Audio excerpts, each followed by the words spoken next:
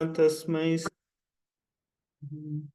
श्रीचैतन्यमनोभीष्टं स्थापितं येन भूतले स्वयं रूपा कदा मह्यं ददाति स्वपदान्तिकं वन्देऽहं श्रीगुरो श्रीयुतपदकमलं श्रीगुरून् वैष्णवांश्च श्रीरूपं साग्रजातां सहगणा रघुनाथान्वितं तं सजीवम् साद्वैतं सावधूतं परिजनसहितं कृष्णचैतन्यदेवं श्रीराधाकृष्णपादान् सहगणा ललिता श्रीविशाखान्वितांश्च नमो ॐ विष्णुपादाय कृष्णप्रेष्ठाय भूतले श्रीमते भक्तिवेदान्त स्वामिनिति नामिने नमस्ते सरस्वते देवे गौरवाणी प्रचारिणि निर्विशेष शून्यवादी पाश्चात्य देशतारिणे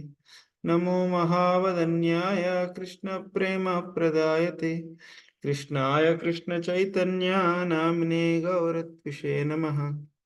हे कृष्णा करुणा सिंधो दीनबंधो जगत्पते गोपेश गोपिका कांता राधा कांता नमोस्तुते तप्त कांचन गौरांगी राधे वृंदावनेश्वरी वृषभानुसुते देवी प्रणमामि हरिप्रिये पाञ्चाकल्पतरुभ्यश्च कृपा सिन्धुभ्य एव च पतितानां पावनेभ्यो वैष्णवेभ्यो नमो नमः।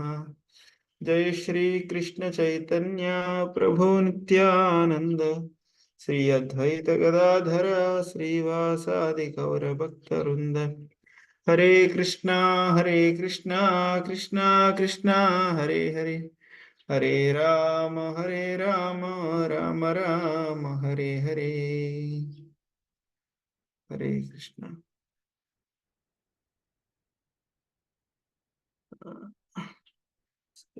శ్రీకర్ ప్రభు వికారాబాద్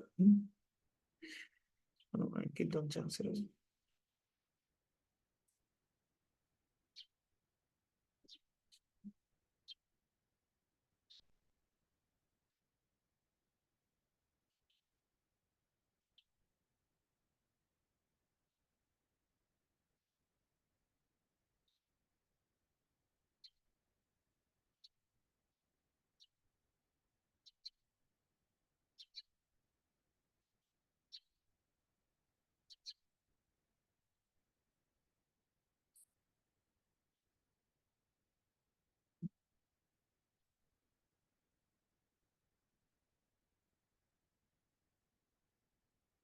వేదాంత అధ్యాయం మోక్షం.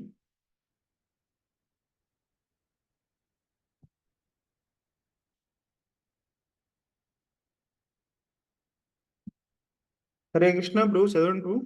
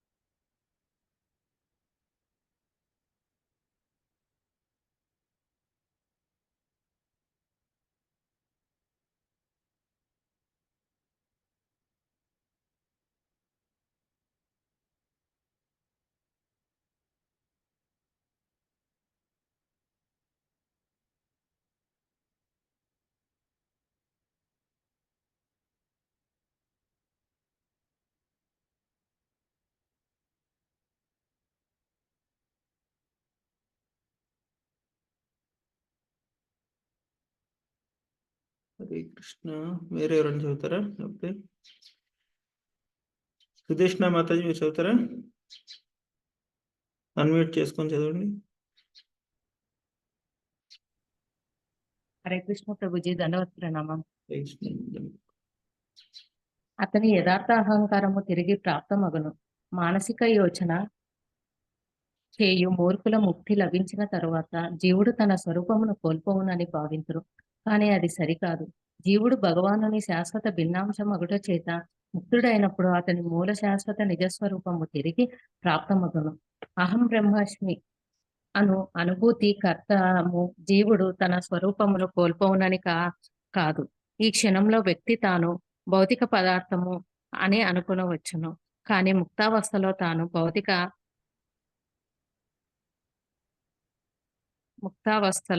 తాను భౌతిక పదార్థమును కాననియు అనంతములో అంశమైన ఆత్మననియు గ్రహించును. కృష్ణ చైతన్యయుక్తుడై శ్రీకృష్ణునకు భక్తియుక్త సేవ చేయుట ముక్తావస్థ లక్షణము. విష్ణు పురాణము 6వ స్కందము 7వ అధ్యాయము 61వ శ్లోకము సుస్పష్టముగా ఇట్లు తెలుపుచున్నది. విష్ణు శక్తి పరాప్రోక్త క్షేత్రజ్ఞాన తథాపర అవిద్యా కర్మ సజ్ఞాజ్ఞ తృతీయ శక్తి దృశ్యత రే పరా క్షేత్రజ్ఞుడు అవిద్యాను అనుభవాజ్ఞ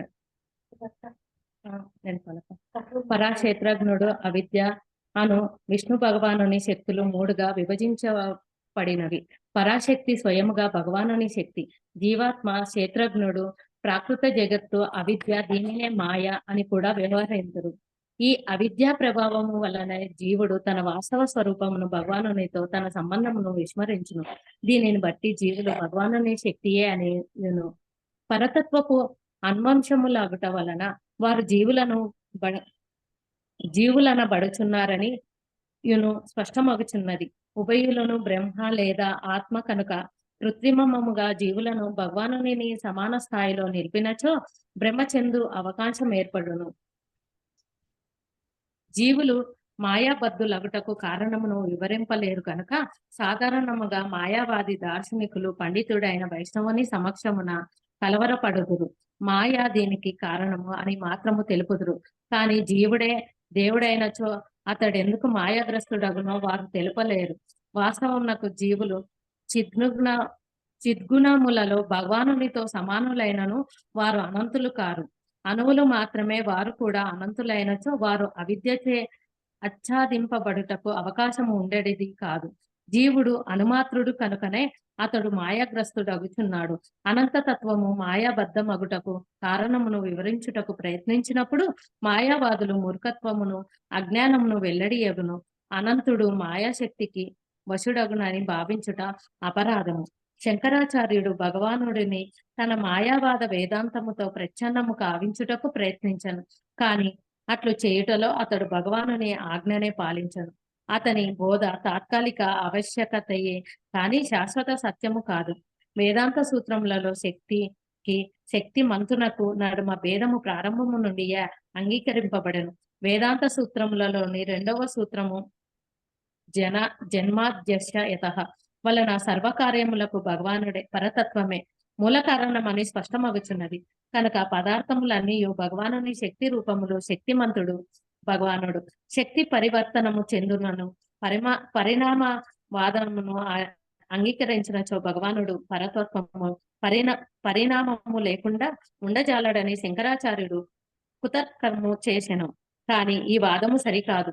నిత్యము అనంత శక్తి ఆయన నుండి వెలువడుచున్నను. పరతత్వము ఒకే స్థితిలోనే ఉండును.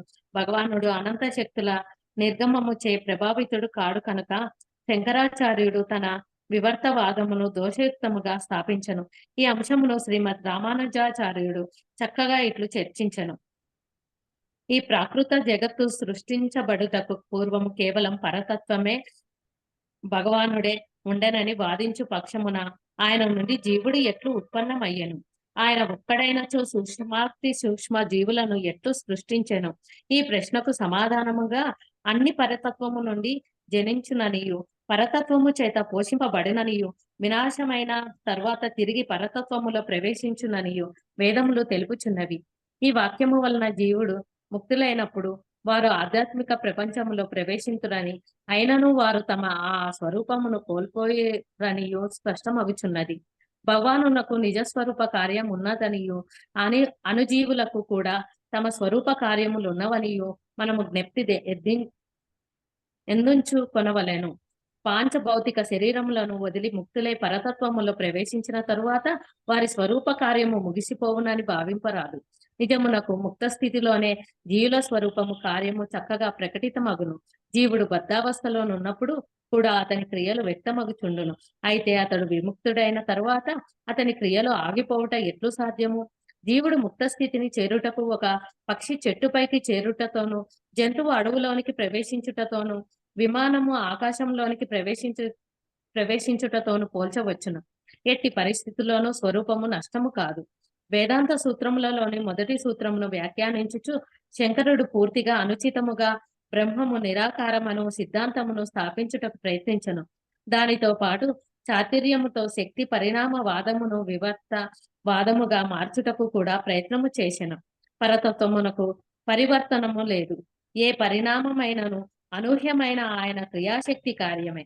అనగా పరమసత్యము నుండి సాపేక్ష సత్యము ఉత్పన్నమగును.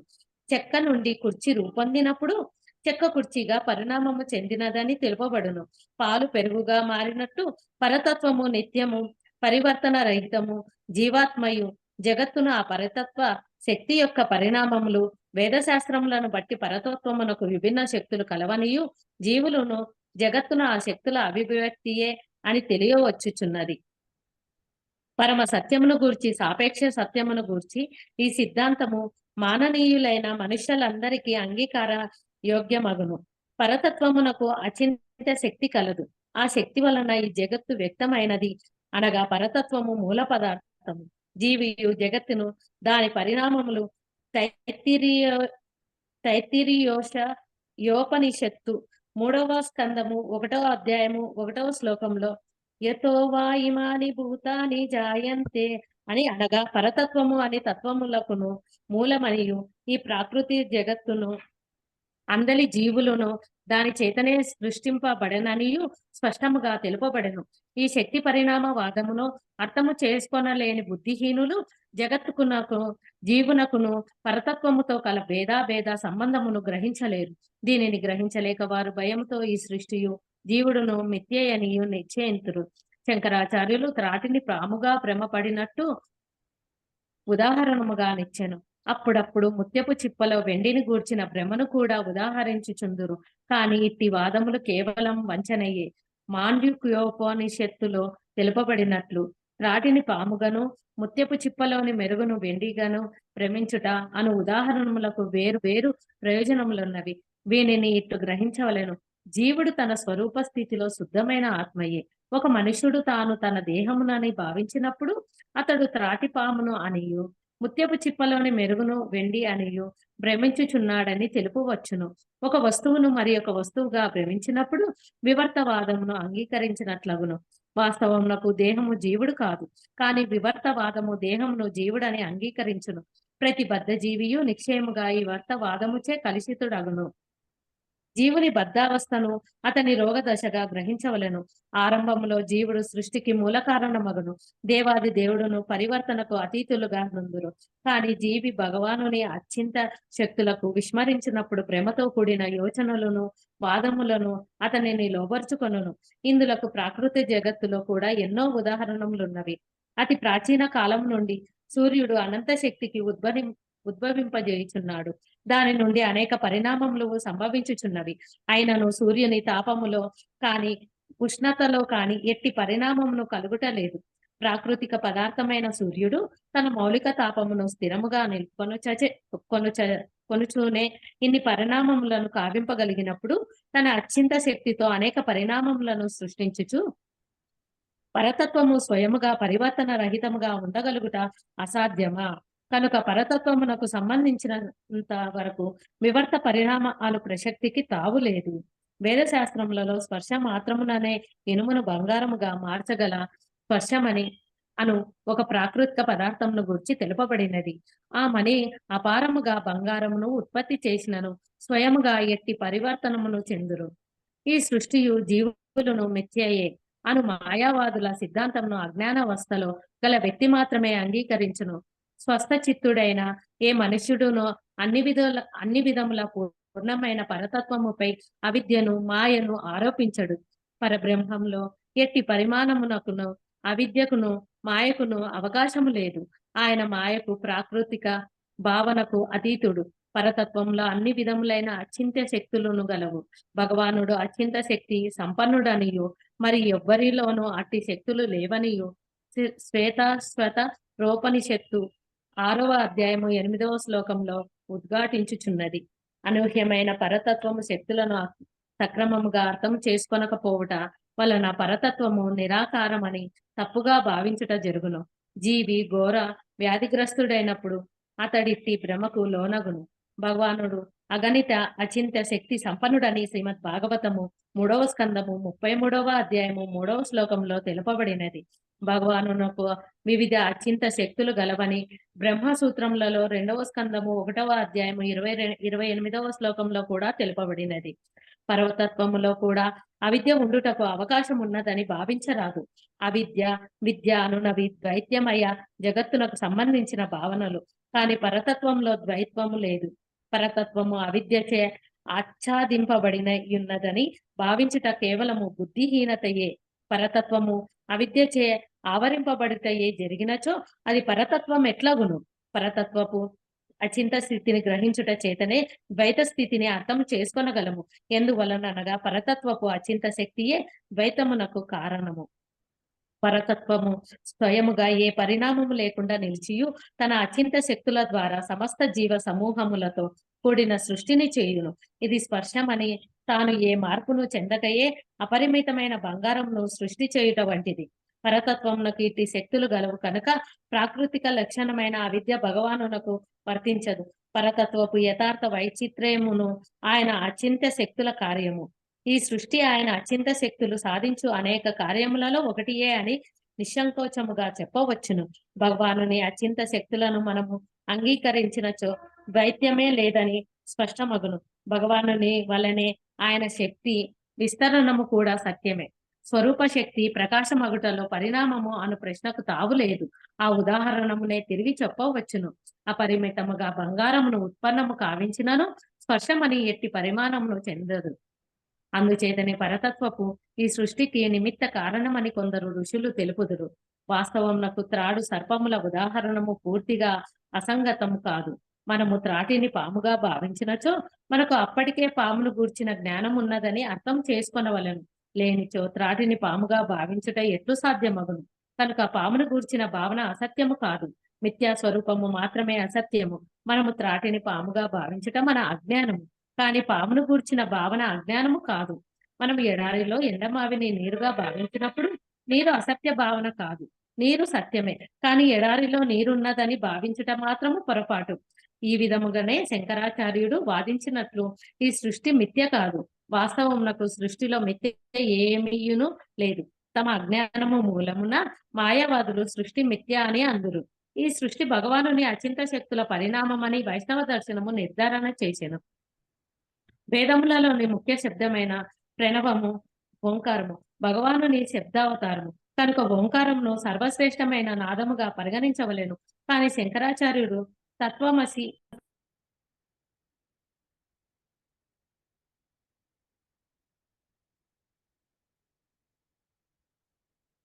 హరే కృష్ణ. మనం దీన్ని తర్వాత నుంచి ఇంకా కొనసాగిద్దాం రేపు మిగతా పార్ట్ అంతా కూడా. హరే కృష్ణ. ఈ యొక్క అధ్యాయంలో వేదాంత సూత్రాల యొక్క వేదాంత అధ్యయనం యొక్క లక్ష్యం ఏమిటి అని చెప్పి ఇందులో దీనికి టైటిల్ పెట్టారు ప్రభుపాల్ గారు. సో వేదాంత అధ్యయనం అనేది దీని యొక్క లక్ష్యం ఏమిటంటే వేదాలు చదివి మొత్తం కోల్పోవడం కాదు, మనం కోల్పోవడం కాదు. మనకి తెలుగులో ఒక సామెత చదివేస్తే ఉన్నమతే పోయిందని చెప్పి యూనో అలాగా చాలాసార్లు ఏమవుతుందంటే చాలామంది వేదాంతాలు చదువుతారు కానీ లక్ష్యం ఏమిటనేది తెలియదు. ఇప్పుడు ఒక మనిషి దగ్గర ఒక కారు ఉంది, డ్రైవింగ్ వచ్చు, ట్రాఫిక్ రూల్స్ అన్ని కూడా చక్కగా పాటిస్తున్నాడు. లక్ష్యం ఏమిటి? ఇంటికి వెళ్ళాలి దాంతో. వాడు దాన్ని ఉపయోగించుకుని ఇంటికి వెళ్ళాలి. కానీ వాడు డ్రైవింగ్ బాగా వచ్చు, ట్రాఫిక్ రూల్స్ ఉన్నాయి, లైసెన్స్ ఉన్నాయి, అన్నీ ఉన్నాయి. కానీ వాడికి ఇల్లు ఎక్కడుందో తెలియదు అనుకోండి, దానివల్ల ఉపయోగం ఏమైనా ఉందా? ఏమీ లేదు. అదేవిధంగా చాలామంది ఎన్నో వేదాలు, ఉపనిషత్తులు చదువుతారు. చదివి దాని యొక్క లక్ష్యం ఏమిటంటే భగవంతునికి శరణాగతి పొందటం అనే విషయాన్ని మర్చిపోతారు. హ్మ్. సో, ఆ విధంగా అన్నీ ఉన్నా సరే ఏమీ లేనట్టే అవుతుందన్నమాట చాలా మందికి. హ్మ్. సో, ప్రభుపాదుల వారు చాలా స్పష్టంగా మనకి ఉదహరించారు. ఆయన యొక్క పేరులోనే ఉంది భక్తి వేదాంత. హ్మ్. వేదములు అంతం. వేదం అంటే జ్ఞానము. జ్ఞానం యొక్క అంతం ఏమిటి అంటే భక్తి. హ్మ్. జ్ఞానం ఎక్కడ అంతమవుతుంది? జ్ఞానం మనకు స్కూల్ స్టడీ అయిపోతాయి గదా! అంటే ఇంక కంప్లీట్ అయిపోయింది. ఇంకా తెలుసుకున్నది ఏమి లేదు ఇంకా. అలాగా ఇంకా అన్నీ తెలుసుకొని ఇంక దీనికి మించి తెలుసుకోవాల్సింది ఇంకేది లేదు అని చెప్పాలంటే ఇంకా వేదాల ద్వారా మనకి వాడు భక్తిని స్వీకరించాడు, భగవంతుని యొక్క శరణాగతి స్వీకరించాడంటే ఇంకా వాడికి అన్నీ తెలిసినట్టే అన్నమాట. హ్మ్. సో, వాడు భక్తి మార్గంలో రావట్లేదు, భగవంతుడికి పూర్తిగా సరెండర్ అవ్వట్లేదంటే వాడికి ఇంకా తెలియాల్సిందేదో ఉంది. హ్మ్. సో, ఇది వేదాంత లక్ష్యం అన్నమాట ఇదంతా గూడా. ఇది చైతన్య మహాప్రభు చాలా సులభంగా మనకి ఆహ్, నిరూపిస్తున్నారు. కానీ కొంతమందికి ఎవరికైతే అర్థం కాదో వాళ్ళు చాలా కాంప్లెక్స్‌గా చెప్పాలన్నమాట. హ్మ్. సో, ఇక్కడ చైతన్య మహాప్రభు ప్రకాశానంద సరస్వతి తోటి వాళ్ళని మార్చారు ఒక రకంగా. కానీ ఇంకా తత్వపరంగా కూడా వాళ్ళకింకా ఎక్స్‌ప్లనేషన్ ఇస్తున్నారన్నమాట. మనం కొన్ని కొన్ని ఇలా చేయాలి, ఇది మంచిదే అంటే మనకు కొంతమందికి అర్థమవుద్ది. కానీ కొంతమందికి చాలా సైంటిఫిక్‌గా చెప్పాలి. లాజికల్‌గా చెప్పాలి. ఆ! మనం చాలామంది అడుగుతారు ఉల్లిపాయ ఎందుకు తినకూడదు? వెల్లుల్లిపాయ ఎందుకు తినకూడదు? మాంసం ఎందుకు తినకూడదు? యూనో ఏకాదశి రోజున ఆహ్, ధాన్యం ఎందుకు తినకూడదు? అంటే శాస్త్రంలో ఉంది అంటే అది అందరికీ యాక్సెప్టబుల్ కాదు. కారణం గావాలి. సో, దానికింకా మనం దానికెన్నో ఉదాహరణలు శాస్త్రీయ పరంగా మనం ఎప్పుడైతే చెప్తామో అప్పుడు కొంతమంది కన్విన్స్ అవుతారనమాట. హ్మ్. సో, ఆ విధంగా ఇక్కడ ప్రకాశానంద సరస్వతికి చైతన్య మహాప్రభు ఇదంతా కూడా ఉదహరిస్తున్నారనమాట. హ్మ్. సో, ఒక ముఖ్యమైన ఇదేమిటంటే మాయావాది భాష్యంలో ఆహ్, మృత్యు తర్వాత మనం భగవంతునిలో ఐక్యం అయిపోతాం. ఇంక మనం ఉండము అని. హ్మ్. ఇది చాలా అతి ముఖ్యమైన ఆహ్, దురభిప్రాయం. తప్పుడు అభిప్రాయం అన్నమాట. హ్మ్. మనం ఎప్పటికి గూడా భగవంతునిలో ఐక్యం అయిపోము. మనం ఎప్పుడు గూడా సెపరేట్‌గానే ఉంటాం. వేరుగానే ఉంటాం. భగవంతుని యొక్క సేవకులుగా ఎప్పటికి కూడా కొనసాగుతూనే ఉంటాం. హ్మ్. సో, ఇది శూన్యవాదము, మాయావాదం. శూన్యవాదం అంటే మన తర్వాత ఇంకేది లేదు. అదంతా శూన్యం అనేది ఒక అభిప్రాయం. ఇంక మాయావాదం అంటే మనం ఒక వెలుతురు లోపలి కలిసిపోతాము అనేది ఇంకొక అభిప్రాయం. ఒక లైట్ లాగా మనం అందులో కలిసిపోతామని. సో, ఈ 2 కూడా జీవునికి ఒక స్వాభావికమైన స్థితి గాదు చెప్పాలంటే. మనం ఎప్పుడు గూడా యాక్టివ్‌గా ఉంటాం. యాక్టివ్ స్టేట్‌లో ఉంటాం ఎప్పుడు గూడా. హ్మ్. నిద్రపోతూ ఉండడం అనేది ఏ ఏ పని చేయకుండా ఉండడం అనేది అది స్వాభావికం కాదు జీవికి ఎప్పుడు గూడా. ఇప్పుడు నేచురల్ ఏంటంటే మనం ఏదో ఒక యాక్టివిటీ చేస్తూ ఉండాలి. ఆ యాక్టివిటీ ద్వారా ఏదో ఒక ఆనందాన్ని పొందుతూ ఉంటామనమాట. హ్మ్. సో, అది మన యొక్క సహజమైన స్థితి చూస్తే గనక. హ్మ్. సో, దీన్నే భగవద్గీతలో మొట్టమొదటి అధ్యాయంలోనే కృష్ణ భగవానుడు జెప్తాడు. నత్వేవాహం జాతునాసం నత్వం నేమే జనాధిప నచైవ న భవిష్యామః సర్వే వయమతః పరం. ఓ అర్జున, ఇప్పుడు ఇక్కడ రాజులున్నారు. ఎంతోమంది ఇక్కడ యుద్ధం చేయడానికొచ్చారు. నువ్వున్నావు, నేనున్నాం. మనం ఇంతకు ముందు ఉన్నాం, ఇప్పుడు ఉంటాం, తర్వాత కూడా ఇప్పటికి కూడా శాశ్వతంగా ఉంటామని చెప్తారనమాట.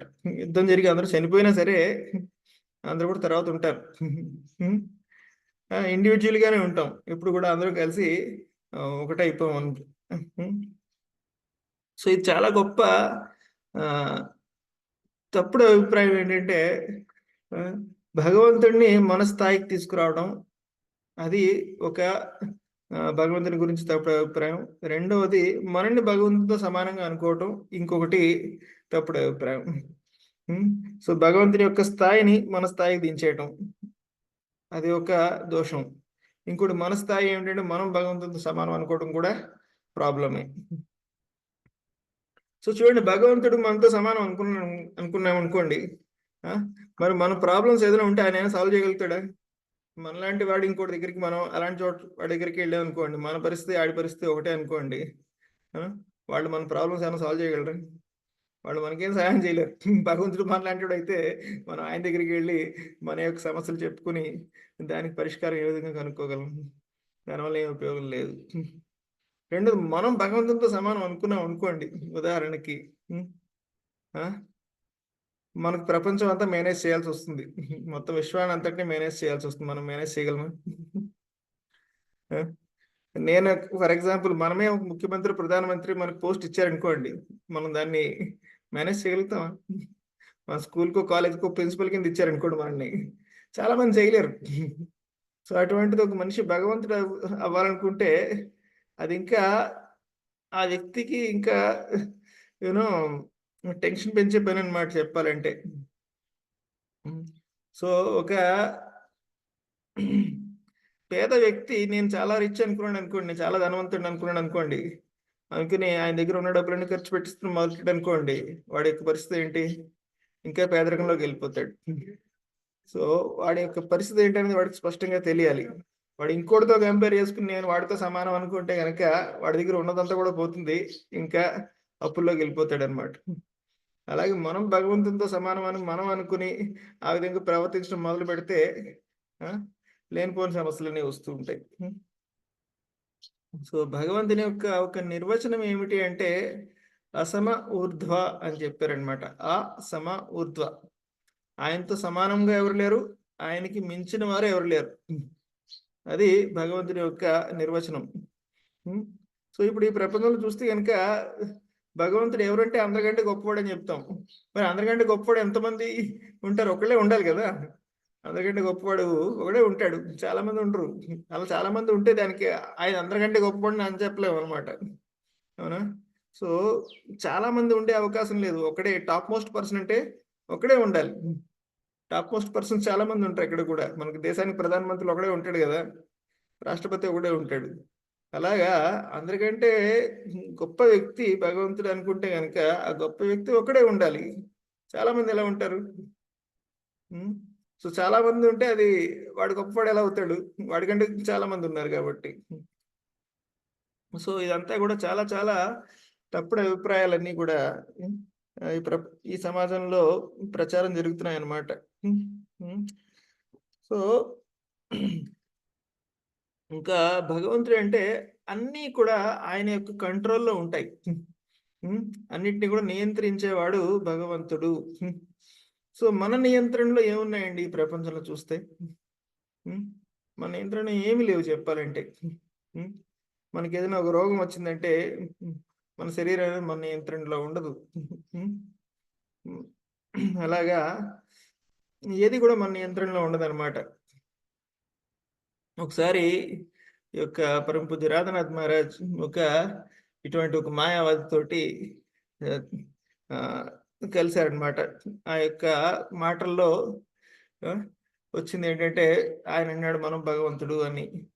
అప్పుడు మహారాజ్ గారు చెప్పారు, భగవంతుడు అంటే అన్నీ కూడా ఆయన కంట్రోల్లో ఉండాలి, అన్నీ కూడా ఆయనకు తెలిసి ఉండాలి. మీకు తెలుసా? మీకు మీ కంట్రోల్లో ఉన్నాయా అంటే ఆ విధంగా ఆయన చర్చ చేస్తున్నారు. సో ఒకానొక సమయంలో ఆయనకి బాత్రూమ్ వచ్చిందనమాట. ఆ మాయావాది ఎవరైతే ఉన్నాడో ఆయనకి. అప్పుడు ఈయన్ని అడిగారనమాట, స్వామీజీ ఇక్కడ వాష్రూమ్ ఎక్కడ ఉంది అంటే, అప్పుడు మహారాజ్ అన్నారు, నువ్వు భగవంతుడు అయితే నీకు తెలిసి ఉండాలి కదా అన్నీ కూడా, నువ్వు నన్నెందుకు అడుగుతున్నావు? నీకు ఎక్కడ వాష్రూమ్ ఉందో తెలియాలి నీకు. సో నేను చెప్పనని చెప్తున్నా అనమాట. నువ్వు ఒప్పుకో నేను భగవంతుని కాదని అని చెప్పాడు. అప్పుడు కాసేపు కంట్రోల్ చేసుకున్నాడు. కంట్రోల్ చేసుకున్న తర్వాత మళ్ళా కాసేపు నాకు మళ్ళీ అడిగాడు అనమాట, స్వామీజీ వాష్రూమ్ ఎక్కడుందో చెప్పండి అని చెప్పి. సో భగవంతుడు అంటే మొత్తం కంట్రోల్ ఆయనలో ఉంటుంది. నీకు బాత్రూమ్ వస్తే కంట్రోల్ చేసుకోలేకపోతున్నావు, నువ్వేం భగవంతుడివి, నువ్వు ఒప్పుకో నేను భగవంతుడి కాదని. అప్పుడే చెప్తాను ఎక్కడుందని చెప్తారనమాట. సో అప్పుడు సరే సరే స్వామీజీ నేను ఒప్పుకుంటాను నేను భగవంతుని కాదని చెప్పి మీరు ఎక్కడుందో వాష్రూమ్ ఎక్కడుందో చెప్పండి అంటారు అనమాట. అప్పుడు మహారాజ్ గారు చెప్తారు ఇలాంటి చోట ఉంది, వీళ్ళు రండి అని చెప్తారు. వెళ్ళి వచ్చిన తర్వాత మళ్ళీ ఏమంటాడంటే ఇదంతా నా లీల, నేనే భగవంతుడు అంటాడు అనమాట. సో ఈ విధంగా ఎంతోమంది మాయావాదులు, ఇది ఒక కృత్రిమైన అవస్థ అనమాట. ఇది ప్రాబ్లం ఏంటంటే ఈ ప్రపంచంలో ప్రతి ఒక్కరికి కూడా సేవ చేసి వాళ్ళకి మంచి అనుభవం కలగట్లేదు. అవునా? ఎవరికి సేవ చేసినా వాళ్ళకి కలిగే అనుభవం అనేది చాలా చేదు అనుభవం కలుగుతుంది. అందుకని ప్రతి ఒక్కడికి కూడా ఎవరికి సేవ చేయాలని కోరిక ఉండదన్నమాట. ఎవరి కిందన ఏదైనా ఉంటే గనక మనకి ఎప్పుడు కూడా ఏదో తలనొప్పి ఇబ్బంది వస్తుంది, వాళ్ళు మనం పరేషాన్ చేస్తారు. సో బెస్ట్ ఏంటంటే మనం అందరి తల మీద కూర్చుంటే బెస్ట్. మన కింద ఎవరో ఉండాలి కానీ మన పైన ఎవరో ఉండకూడదు అనమాట. మన పైన ఎవడో ఒకడు ఉంటూనే ఉంటాడు ఎంత ట్రై చేసినా సరే. సో మన పైకి ఎప్పుడు ఎవడో ఉండంటే మనం భగవంతుడు అయిపోయాం అనుకోండి, ఇంక మన పైన ఎవడో ఉండనమాట. అప్పుడు ఇంకే ప్రాబ్లమ్స్ రావు. సో ఆ విధంగా ఒక రకమైన ఫ్రస్ట్రేషన్ కారణంగా ఒక జీవుడు భగవంతుడు అవుదాం అనుకుంటాడు అనమాట. ఈ ప్రపంచంలో ఎవరికి సేవ చేసినా ఏదో ఒక తలకాయ నొప్పి, ఎటువంటి శాంతి లేదు. ప్రతి వాళ్ళు మనల్ని సతాయిస్తూనే ఉంటారు. మనం భగవంతుడు అయిపోయాం అనుకోండి, మనం సతాయించేవాడు ఎవడు ఉండడు, మనమే అందరం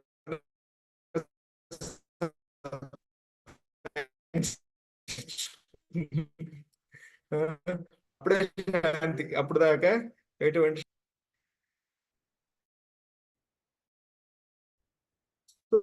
ఈ విధమైన ప్రాబ్లమ్స్ అనమాట. యాక్చువల్లీ ఇది కాదు, ప్రభుపాల్ గారు చెప్తారు ఆధ్యాత్మిక ప్రపంచంలో యొక్క సేవ అనేది ఎంతో ఆనందాన్ని ఇస్తుంది.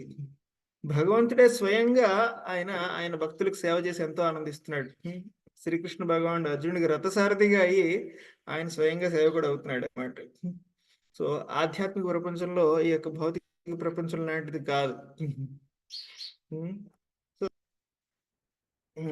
అవగాహన ఏదైతే ఉందో మనం భగవంతుడిని ఐక్యమైపోవాలి అనేది ఎటువంటి ఆనందాన్ని ఇవ్వదు. సో ప్రభుపాల్ వారు ఇంకొక ఉదాహరణ కూడా ఇస్తారు. ఏదైనా ఒక పిల్లవాడు తల్లిదండ్రుల ద్వారా జన్మ కలుగుతుంది. సో వాడికి స్కూల్కి వెళ్ళటం ప్రాబ్లం అవుతుంది, ఏదో అన్నీ కూడా ఎన్నెన్నో సమస్యలు కనిపిస్తూ ఉంటాయి.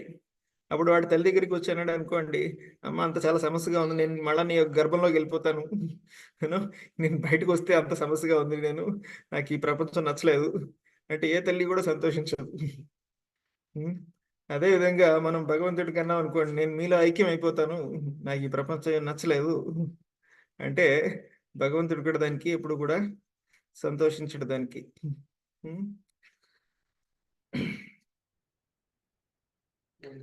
సో ఇక్కడ ఇంకొక ఉదాహరణ చెప్తున్నారు ఏంటంటే ఒక తాడు పాము యొక్క ఉదాహరణ మనం చాలాసార్లు వింటూ ఉంటాం అనమాట. మనకు చాలా సార్లు చూస్తే చీకట్లో ఎప్పుడైనా అక్కడ తాడు ఉందనుకోండి, దాని మీద కాలేస్తే మనకి అది పామేమో అని చెప్పి భయం వేసి మనం భయపడే అవకాశం ఉంది. కానీ ఒకసారి కరెంట్ వచ్చింది అనుకోండి, అక్కడ లైట్ చూస్తే మనకి ఉన్న భయం అంతా పోతుంది. కేవలం భయం అనేది అక్కడ కేవలం అపోహ వల్ల అది భయపడుతున్నాడు. సో అలా ఈ యొక్క తాడు పాము యొక్క ఉదాహరణ అనేది చాలా మంచి ఉదాహరణ. చూస్తే ఈ తాడు అనేది నిర్జీవమైంది చూస్తే కనుక, ఆ పాము అనేది జీవం ఉన్నది. సో మనం ఒక నిర్జీవమైన జడ పదార్థాన్ని సజీవమైన వస్తువుతోటి మనం చూసి భ్రమపడుతున్నాం. ఆ విధంగా శరీరం కూడా ఒక రకంగా నిర్జీవమే, కానీ మనం దీన్ని ఆత్మ అనుకుని దీన్ని భ్రమపడుతున్నాం అనమాట. సో ఆ విధంగా భౌతిక ప్రపంచం అనేది ఒక నిర్జీవమైంది. దాంట్లో ఈ యొక్క ఆత్మ అనేది ఉంది, భగవంతుని యొక్క ఆత్మ అనేది అందులోకి ప్రవేశించడం వల్ల ఈ యొక్క భౌతిక ప్రపంచం అనేది చరణంలోకి వచ్చింది అనమాట. సో ఇంకొకటి ఏంటంటే సజీవమైనది మనం నిర్జీవంగా భావిస్తున్నాం, అది ఇంకా చాలా ప్రమాదం. మనం పాముని తాడు అనుకున్నాం అనుకోండి, ఇంకా చాలా ప్రమాదం. తాడుని పాము అనుకుంటే ప్రమాదమే, కానీ పాముని తాడు అనుకుంటే అది ఇంకా చాలా ప్రమాదానికి దారితీస్తుంది. సో అదే విధంగా ఈ యొక్క ఆధ్యాత్మికమైన వస్తువులు ఈ ప్రపంచంలో ఉన్నాయి. చూస్తే కనుక మనకి భగవంతుని యొక్క శ్రీ విగ్రహము, దాన్ని మనం రాయి అనుకోకూడదు ఇప్పుడు కూడా. అది కేవలం ఒక బండరాయి, దాన్ని అది ఏ విధంగా చెక్కారు అని అనుకుంటే అది చాలా చాలా ప్రమాదం అన్నమాట. మనకి భగవద్గీత, భాగవతం గ్రంథాలున్నాయి. ఇవే ఉన్నాయిలెండి కేవలం పుస్తకాలు అని మనం ఎప్పుడు కూడా దాన్ని భావించకూడదు ఎప్పుడు కూడా. మనకి వైష్ణవులు కూడా ఏదో సాధారణమైన మనుషులుగా మనం భావించకూడదు. చూడండి మనకి పేపర్ నోటు, కరెన్సీ నోటు ఉన్నాయి. 2 కూడా చూస్తే గనుక 2 కూడా పేపర్లే. కానీ కరెన్సీ నోటు విలువ కరెన్సీ నోటుదే, పేపర్ నోటు పేపర్ విలువ పేపరే. సో మనం ఒక కరెన్సీ నోట్ని పేపర్గా ఇప్పుడు కూడా మనం భావించం, అవునా? సో అదే విధంగా మనం ఈ యొక్క భగవంతుని యొక్క ఆధ్యాత్మికమైన వస్తువులు ఏదైతే ఉన్నాయో, సో భగవంతుని యొక్క శ్రీ విగ్రహము, గీతా భాగవతము, పవిత్రమైన నదులు మనం కేవలం ఏదో ఒక నీళ్ళ కింద మనం భావించాం అన్నమాట. సో దానివల్ల ఏమవుతుందంటే మనం గొప్ప ప్రయోజనాన్ని కోల్పోతున్నాం. మనం కరెన్సీ నోట్, పేపర్ నోట్ అనుకుని దాన్ని ఎక్కడో పారేసాం అనుకోండి, దాంట్లో ప్రసాదం పెట్టుకుని తింటున్నాం అనుకోండి, ఎంత నష్టపోతున్నాం మనం దానిలో. అలాగే మనం ఈ యొక్క ప్రాబ్లం ఏంటంటే మనం తాడుని పాము కింద, పాముని తాడు కింద భావించడం వల్ల ఇది చాలా ప్రమాదం అన్నమాట. ఒక నిర్జీవమైన వస్తువు ఎంతో గొప్పదని మనం భావిస్తున్నాము, సజీవమైన వస్తువుని నిర్జీవంగా భావిస్తున్నాం అన్నమాట. సో కానీ ఇక్కడ చెప్తున్నారు ఏంటంటే దీని ద్వారా ఒకటి స్పష్టం అవుతుంది ఏంటంటే ఈ తాడు అనేది పాము కాదు, కానీ పాము అనేది ఒకటి ఉంది. ఈ తాడైతే పాము కాదు, కానీ పాము అనే వస్తువు నిజంగా ఒకటి ఉంది. అలాగే ఈ యొక్క ఇంకొక 2 ఉదాహరణలు ఇక్కడ ఏం చెప్తున్నారంటే, మనకి ఎండమావులు ఉంటాయి. ఎండమావుల్లో అక్కడ నీళ్లు ఉండవు, కానీ ఇక్కడ నీళ్ళు లేవు, కానీ నీళ్లు ఉన్న ప్రదేశం అయితే ఉంది, సరోవరాలు ఉన్నాయి, అవునా? సో అదేవిధంగా ఇక్కడ 3 ఉదాహరణలు చెప్తున్నారు. ఎండమావి యొక్క శరీరం ఇదొకటి. ఇంకొకటి భగవంతుని యొక్క నిర్వచనం ఏంటంటే అనంతుడు భగవంతుడు. భగవంతుడు అనంతమైన వాడు.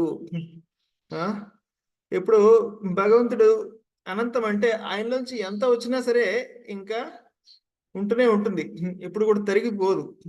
సో చాలా మటుకు భ్రమ ఏంటంటే భగవంతుడు సర్వవ్యాపి అయిపోయాడంటే ఇంక లేడు, అన్ని చోట్ల వ్యాపించిపోయాడు కాబట్టి ఇంకా భగవంతుడు ఇంకా అయిపోయాడు అనమాట. అన్ని చోట్ల ఉన్నాడు కానీ ఒక చోట లేడు, ఎందుకంటే సర్వవ్యాపి కదా.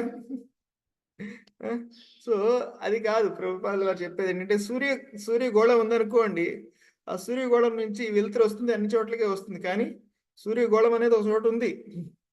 ఎంత వెలుతురు వచ్చినా సరే సూర్యుడు రోజు రోజుకి దాని సైజు తగ్గిపోవట్లేదు, అవునా?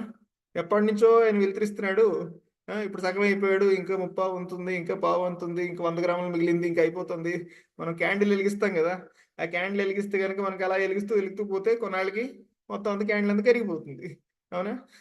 అది భౌతికం అనమాట. కానీ యొక్క భగవంతుడు అవ్యయం, అంటే ఎంత ఖర్చు పెట్టినా సరే, ఎంత దాంట్లో తీసినా సరే అందులో అంతే ఉంటుంది. ఇప్పుడు ఒక సముద్రం దగ్గరికి వెళ్ళి అందులో నుంచి 4 బకెట్లు తీసుకున్నాం అనుకోండి వాటర్, సముద్రం తగ్గిపోతుందా? సరే 100 బకెట్లు తీసుకున్నాం, తగ్గిపోతుందా? 1000 బకెట్లు తీసుకున్నాం, అందులో చాలా తగ్గిపోతుందా? ఏమి తగ్గిపోదు.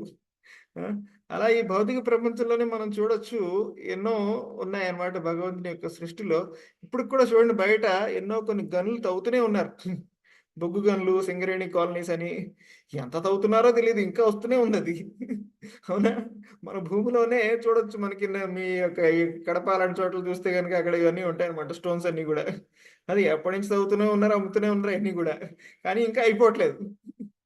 అరే ఇంకా దాని మీద ఎన్నో కాలనీస్ కట్టారు, ఎన్నో బిజినెస్లు కట్టి జరిగిపోతున్నాయి, దాని మీద ఎన్నెన్నో ఎంప్లాయీస్ ఉన్నారు, పగలు రాత్రి తవ్వుతూనే ఉన్నారు, అయినా సరే తరిగిపోవట్లేదు. సో అటువంటిది భగవంతుడు ఏ విధంగా తరిగిపోతాడు, అన్ని వైపులా వ్యాప్తి చెందాడు, ఇంకా భగవంతుడు ఇంకొక చోట లేడు అనేది అది కూడా ఒక రకమైన తప్పుడు అభిప్రాయం అనమాట.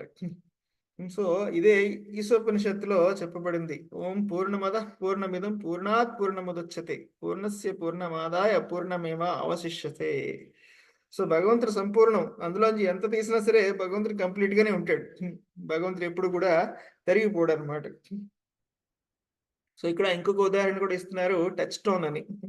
ఒక స్పర్శమణి తోటి మనం ఒక ఇనుముని తాకిస్తే ఆ ఇనుము బంగారం అయిపోతుంది, కానీ స్పర్శమణిగానే ఉంటుంది ఇంకా కూడా, అది ఎప్పటికీ కూడా అంతం కాదనమాట.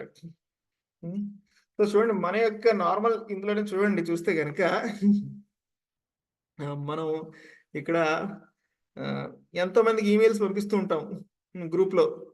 మనకి వాట్సాప్లో మెసేజ్లు వస్తూ ఉంటాయి, అవునా? అది ఓకే, ఎన్నో కాపీస్ అవుతున్నాయి, కానీ అది మొదటి కాపీ అలాగే ఉంటుంది, అవునా? మనం వాట్సాప్లో అందరికి మెసేజ్ కొట్టామనుకోండి, కొన్ని 100 మందికి వెళ్తాయి, 1000 మందికి వెళ్తాయి, కానీ మొదటిది అలాగే ఉంది కదా, అదేమన్నా తగ్గిపోయిందా అది? అదేం తగ్గిపోలేదు. ఇప్పుడు జూమ్‌లో మీరు ఎంతమంది వింటున్నారు ఒకే ఒకే చోట నుంచి కూర్చొని, అవునా?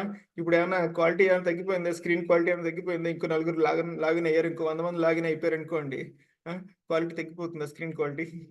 ఏమి తగ్గిపోదు. సో, మన యొక్క భౌతిక ప్రపంచంలోనే మనం చూడొచ్చు ఇటువంటి ఎన్నెన్నో అవ్యయము అనే దాన్ని మనం చూడొచ్చనమాట. సో, అటువంటిది భగవంతుడు ఎప్పటికి కూడా తరిగిపోడు. సో, ఇంకొక తప్పుడు అండర్‌స్టాండింగ్ ఏంటంటే, సర్వం కలవిదం బ్రహ్మ. అంతా కూడా బ్రహ్మమే. ఆ! అంతా కూడా ఒక్కటే అనేది ఇంకొక తప్పుడు అండర్‌స్టాండింగ్ యొక్క మాయావాది భాషలో ప్రభుపాదుల వారు ఖండిస్తూ ఉంటారనమాట. హ్మ్. భగవంతునికి మనకి ఉన్న ఆహ్, ఆహ్, భేదము, అభేదము 2 ఉన్నాయి. సిమిలారిటీ ఏంటంటే భగవంతునిలో, మనలో ఉన్నవి ఏంటంటే అన్ని లక్షణాలు సేమే అన్నమాట. ఇప్పుడు మనల్ని మనం స్టడీ చేసుకుంటే గనక మనం భగవంతుడిని కూడా అర్థం చేసుకోవచ్చు. హ్మ్. సో, ఏ విధంగా ఒక సముద్రపు ఒక బొట్టులో ఏ విధంగా ఉన్నాయో, ఆ సముద్రం మొత్తంలో కూడా అదే ఉన్నాయి. మనం అన్నం ఉడికిందో లేదో ఎలా చూస్తాం? ఒక మెతుకుని తీసి దాన్ని మనం ప్రెస్ చేస్తే అన్నం ఉడికిపోయిందని చెప్తాం. ప్రతిదాన్ని మనం ప్రెస్ చేస్తామా? ప్రతి ఒక్క మెతుకుని ఇది ఎక్కడో ఒకటి ఉడకలేదేమో అలా మనం ఏం చేయం గదా! ఒకదాన్ని ముట్టుకుంటే అన్నీ తెలిసిపోతాయి. అదే విధంగా ఒక జీవుని యొక్క స్వభావాన్ని చూస్తే గనక భగవంతునిలో కూడా అటువంటి స్వభావమే ఉంది చెప్పాలంటే. కానీ అనంతంగా ఉంది. హ్మ్. సముద్రం బొట్టులో కొంచెం ఉప్పు ఉంటుంది. హ్మ్. కానీ సముద్రంలో ఎంతో ఉప్పు ఉంటుంది. ఒక చిన్న నిప్పు కణికలో అది జ్వలింపజేసే స్వభావం ఉంటుంది. కానీ దాంతో మనం వంట చేయలేం. ఒక చిన్న స్పార్క్ తోటి వంట అవుతుందా? కాదు. దాంట్లో నిప్పు గుణమైతే ఉంది గానీ, దాంతో మనం పెద్ద వంటయితే ఏం చేయలేమనమాట. సో, అదే విధంగా ఈ యొక్క భగవంతునిలోను, మనలో ఉన్నదేంటంటే సిమిలారిటీ, కొన్ని లక్షణాలు ఏదైతే మనకేదైతే క్రోధం ఉంటుందో అది భగవంతునిలో ఉంటుంది. మనకు ఆనందం ఉంటుంది. సో, మనలో క్షమాగుణం ఉంటుంది. ఆ! అలా అన్నీ గూడా భగవంతునిలో గూడా ఉంటాయన్నమాట చెప్పాలంటే. భగవంతునిలో ఉన్నాయి గాబట్టే మనలో ఉన్నాయి. భగవంతునిలో లేనిది మనలో ఏది లేదు. కానీ ప్రాబ్లమ్ ఏంటంటే, మనలో ఉన్నది భగవంతునిలో ఉన్నది ఏంటంటే, మనం ప్రతిదీ గూడా ఒక రకమైన స్వార్థ ప్రయోజనాలకు ఉపయోగిస్తాం. ప్రతిదీ గూడా. దానివల్ల మనకి ఎటువంటి సంతృప్తి కలగదు. సో, భగవంతుడిలో ఉన్న ప్రతి ఒక్క లక్షణం అనేది కేవలం అందరికీ సేవ చేయడానికి మాత్రమే భగవంతుడు ఉపయోగిస్తారు. సో, అది భగవంతునిలోనూ, జీవుల్లోనూ ఉన్న చాలా డైరెక్ట్ ఆహ్, వ్యత్యాసం అన్నమాట. సో ఇది కొంచెం డిఫికల్ట్ కాన్సెప్ట్స్ ఇవన్నీ గూడా. కానీ చాలా చాలా ముఖ్యమనమాట. ఎందుకంటే ఎవరైతే అనుకుంటారో ఈ జీవితం తర్వాత ఇంకేది లేదనుకున్నారనుకోండి ఎవరైనా సరే, అప్పుడు ఏమవుతుందంటే ఈ జీవితమే సర్వస్వం. దీన్నే ఎంత వీలైతే అంత మనం ఎంజాయ్ చేసేద్దాం అనే దృష్టితోటి వాడి జీవితాన్ని జీవిస్తాడనమాట. ఈ జీవితం తర్వాత ఇంక మనం ఉండము. మనం భగవంతునిలో ఐక్యం అయిపోతాం. మనం శూన్యం అయిపోతాం అనుకున్నాం అనుకోండి. అప్పుడు వాడి యొక్క ఫస్ట్ ఆలోచన ఏముంటుంది? ఇంక తర్వాత ఏం లేదు గదా! ఇప్పుడే పూర్తిగా ఎంజాయ్ చెయ్యి. ఎంత చేయాలో ఇప్పుడే చేసేద్దాం. అని వాడి జీవితం అంతా కేవలం ఇంద్రియ తృప్తికి మాత్రమే వాడు ఉపయోగిస్తాడు. ఇది చాలా చాలా ప్రమాదం అన్నమాట. సో, అందుకని ప్రభుపాదుల వారు చాలా దీన్ని మాయావాద భాష అని చాలా ఖండిస్తారనమాట ఎప్పుడు కూడా. సో, ఈ జీవితం తర్వాత కూడా మనం ఎప్పటికి కూడా ఉంటాం అనేది మనకి స్పష్టమైన అవగాహన అనేది కలగాలనమాట. ఒక యొక్క నిర్విశేషవాదము, శూన్యవాదం అనేది ఒక రకంగా చెప్పడం ఏంటంటే భగవంతుడు లేడని చెప్పటం. ఇప్పుడు చూడండి ఆహ్, ఒకటి హ్మ్. ఇక్కడ, ఇక్కడ ఒక ఇల్లు లేదు అని చెప్పడం. ఇక్కడ ఇల్లే లేదని చెప్పడం ఒకటి. రెండోది ఇక్కడ ఇల్లు ఉంది. కానీ ఆ ఇంటికి గోడలు లేవు, గడపలు లేవు, కిటికీలు లేవు, కప్పు లేదు, ఫ్లోర్ లేదు. అని చెప్పడం. సో దాని యొక్క అర్థం ఏంటి? ఇక్కడేం లేదని చెప్పడం. కానీ మనం అలా చెప్పట్లేదనమాట. నిర్విశేషం అంటే ఇదనమాట. నిర్విశేషవాదం అంటే భగవంతునికి ఎటువంటి కాళ్ళు లేవు, చేతులు లేవు, కళ్ళు లేవు అంటే ఏముంది? భగవంతుడు ఉన్నాడు. కానీ ఆయనకి కళ్ళు లేవు, కాళ్ళు లేవు, చేతులు లేవు, తెల్లలేదు. అంటే ఏంటి దాని యొక్క అర్థం? భగవంతుడు లేడని చెప్పడం ఇండైరెక్ట్‌గా అది. కాదు కదా! నేను అలా చెప్పట్లేదు. భగవంతుడు ఉన్నాడు. కానీ ఆయనకి కాళ్ళు లేవు, చేతులు లేవు, కళ్ళు లేవు అని చెప్తున్నామనమాట. సో, ఇది ఒక రకమైన భగవంతుడిని నిందించడం లాంటిదనమాట ఇది. సో, ప్రభుపాదుల వారు చెప్తారు భగవంతునికి కాళ్ళు, చేతులు, కళ్ళు అన్నీ ఉన్నాయి. కానీ ఆయనకున్న కాళ్ళు, చేతులు, కళ్ళు మనలాంటివి గాదు. సో, ఆయన చేతులు ఎలాంటియంటే అక్కడి నుంచి ఇక్కడ మనం ఏదైనా నైవేద్యం పెడితే అక్కడి నుంచి వచ్చి ఇక్కడ తీసుకోగలడనమాట. అంత పెద్ద చేతులు ఉన్నాయన్నమాట. సో, మనం ఎక్కడికైనా పరిగెట్టాలంటే ఎంతో సేపు పడుతుంది. కానీ భగవంతుడి యొక్క కాళ్ళు ఎటువంటివంటే అక్కడ వైకుంఠంలో ఉన్నా సరే గజేంద్రుడిని రక్షించడానికి వెంటనే ఒక్క నిమిషంలో వచ్చేయగలిగాడనమాట. సో, అటువంటి భగవంతుని యొక్క అంగాలు ఏదైతే ఉన్నాయో మనలాంటివి గాదు. అది ఎంతో దివ్యమైనవనమాట. అందుకని భగవంతునికి ఉన్న కాళ్ళు, చేతులు, కళ్ళు మనలాంటివి కాదని జెప్పారు. అంతే తప్ప భగవంతునికి కాళ్ళు లేవు, కళ్ళు లేవు, రూపం లేదని కాదు. భగవంతుని యొక్క రూపం అనేది దివ్యమైంది. అనేది చెప్పడం కోసం భగవంతుడు నిరాకారుడు, నిర్గుణుడు అని జెప్పారు. అంతేగాని భగవంతునికి ఎటువంటి ఆకారం లేదని కాదు. భగవంతుని యొక్క గుణాలు లేదని కాదు. సో, భగవంతునికి అన్నీ ఉన్నాయి. కానీ మనలాంటివి లేవన్నమాట. అది భగవంతుని యొక్క రూపం. సచ్చిదానంద స్వరూపము అనేది శాస్త్రంలో ఈ విధంగా చెప్పారు. కానీ మనం దాన్ని ఏ విధంగా తీసుకుంటున్నామంటే భగవంతునికి ఎటువంటి రూపం లేదు, ఎటువంటి నామం లేదు. నీకు రూపం ఉంది, నీకు నామం ఉంది. భగవంతుని ఎందుకు ఉండకూడదు? మనకో రూపం ఉంది, మనకొక నామం ఉంటే భగవంతుని ఎందుకు లేదు? అంటే భగవంతునిలో లోపం ఉన్నట్టే కదా నువ్వు అలా అంటుంటే. భగవంతుని దగ్గర ఏదో లేదు అన్నావంటే నువ్వు భగవంతునిలో ఏదో లోపం ఉందని చెప్తున్నట్టే కదా! సో, ఏదో లోపాలుంటే భగవంతుడు ఏ విధంగా పరిపూర్ణుడవుతాడు?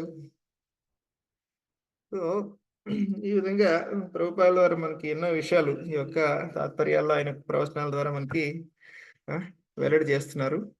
సో, మనం ఇంకా చాలా విషయాలు తర్వాత క్లాసెస్‌లో మిగతా భక్తులందరూ మీకు ఎక్స్‌ప్లెయిన్ చేస్తారు. మనం ఈ రోజుకి ఇక్కడ విరామం తీసుకుందాం. మీ అందరికి కూడా చాలా చాలా ధన్యవాదాలు. Hare Krishna, Krishna Krishna Hare Hare. Hare Rama, Rama Rama Hare Hare. Hare Krishna. Hare Krishna. Thank you so much Prabhuji. Hare Krishna. Hare Krishna. Hare Krishna. ఈరోజు తొలి ఏకాదశి, శయని ఏకాదశి రోజున మనం ఎంతో చక్కటి విషయాలన్నీ కూడా విన్నాం. ఈ ఏకాదశి రోజు నుంచే ఈ ఏకాదశి రోజు నుంచి చాతుర్మాస్య ప్రారంభం. అంటే భగవంతుడు యోగ నిద్రలోకి ప్రవేశించే సమయం అన్నమాట. అటువంటి తొలి ఏకాదశి లేదా శయని ఏకాదశి అన్న ఈ రోజు నుంచి చాలా మంచి కాలం మనము ఆధ్యాత్మిక సాధన చేయడానికి మనకు ఒక అవకాశము. ఈరోజు ఎంత వీలైతే అంత నామస్మరణ చేస్తూ ఉండండి. తర్వాత చక్కగా భగవంతుడి యొక్క ఆరాధన చేసుకోండి. ప్రతి ఒక్క ఏకాదశి మనకి ఎంతో ముఖ్యం. అందులో ఇటువంటి ముఖ్యమైన ఏకాదశులు మనకి ఇంకా ముఖ్యంగా చెప్తారు. చాలా మంచి ఆధ్యాత్మిక పురోగతి చేసుకోవడానికి ఒక మంచి అవకాశాలుగా చెప్తారు. కొన్ని అనౌన్స్మెంట్స్ ఉన్నాయి. నేను క్లాస్‌లో జాయిన్ అయినప్పుడు ఎవరో ఏదో ప్రోగ్రామ్ డీటెయిల్స్ పెట్టి డొనేషన్స్ ట్రాన్స్ఫర్ చేయండి అని పెట్టారు చాట్ బాక్స్‌లో. అలాంటివి ఏ మెసేజ్‌లు కూడా ఇందులో పెట్టకూడదండి. ఇది జస్ట్ ఈ క్లాస్‌కి సంబంధించింది. ఎందుకంటే చాలా కొత్తమంది వస్తున్నారు కదా! కొత్త వాళ్ళు వస్తున్నారు కదా! వాళ్ళందరికీ తెలీదు కాబట్టి చెప్తున్నాను. ఇవి ఏ ప్రోగ్రామ్ డీటెయిల్స్ కానీ, ఎక్కడ ఇవి జరుగుతున్నాయి, అక్కడ అవి జరుగుతున్నాయి అని పెట్టడానికి కాదు. ఇవి జస్ట్ మీ డౌట్స్ అడగడానికి మాత్రమే చాట్ బాక్స్ యూజ్ చేయాలి. నేనైతే డిలీట్ చేశాను. కానీ ఎవరు పెట్టారు అనే పేరు కూడా నేను చూసుకోలేకపోయా. కానీ అందరికీ గమనించటం ఏంటంటే, మీ ప్రశ్నలు తప్ప ఇందులో ఇంకేం పెట్టకండి. హరే కృష్ణ ప్రభుజీ కూడా పెట్టాల్సిన అవసరం లేదు. జస్ట్ ఏదన్నా క్వెషన్ ఉంటే అది పెట్టండి. ఎందుకంటే మీరు హరే కృష్ణలలో ఎవరైనా క్వెషన్ పెడితే ఆ క్వెషన్ కూడా వెళ్ళిపోతుంది. కాబట్టి జస్ట్ మీ క్వెషన్స్ వరకు దీన్ని యూజ్ చేయండి. ఈరోజు ఏకాదశి సందర్భంగా డివోటీస్ కొంతమంది 64 మాలలు చేస్తామని చెప్పారు. చక్కగా చెయ్యొచ్చు. ప్రేమనర్తన్ ప్రభు నిన్నటి రోజున ఎవరైతే కొత్తగా మన దీంట్లో జాయిన్ అయ్యారో, ఈ రోజు నుంచి అంటే ఏకాదశి చెయ్యని వాళ్ళున్నారో, ఈ రోజు నుంచి ఏకాదశి చేస్తాము అని సంకల్పం తీసుకుంటాం అన్నారు ప్రభుజీ. హరి బోల్. ఒకసారి మీరు కూడా వీళ్ళందరికీ మంచి ఏకాదశి వ్రతం మంచిగా ముందుకు జరగాలనే ఒక ఆశీర్వాదం ఇవ్వండి. ఎంతమంది డివోటీస్ ఈ రోజు నుంచి ఏకాదశి వ్రతం స్టార్ట్ చేస్తున్నారు? హరి బోల్. చేతులెత్తండి ఒకసారి అందరూ. ఈ రోజు నుంచి 3, 4, 5. విడిచిపెట్టకుండా ఏకాదశి వ్రతం చేస్తాను అని అన్న వాళ్ళందరూ, అంటే కొత్తగా, మిగతా చేసే వాళ్ళు ఆల్రెడీ చేస్తున్నారులేండి. ఇప్పటి నుంచి చేస్తున్న వాళ్ళు ఎవరో ఒకసారి చేతులెత్తండి. ప్రభుజీ దగ్గర నుంచి కూడా బ్లెస్సింగ్స్ తీసుకుందారు.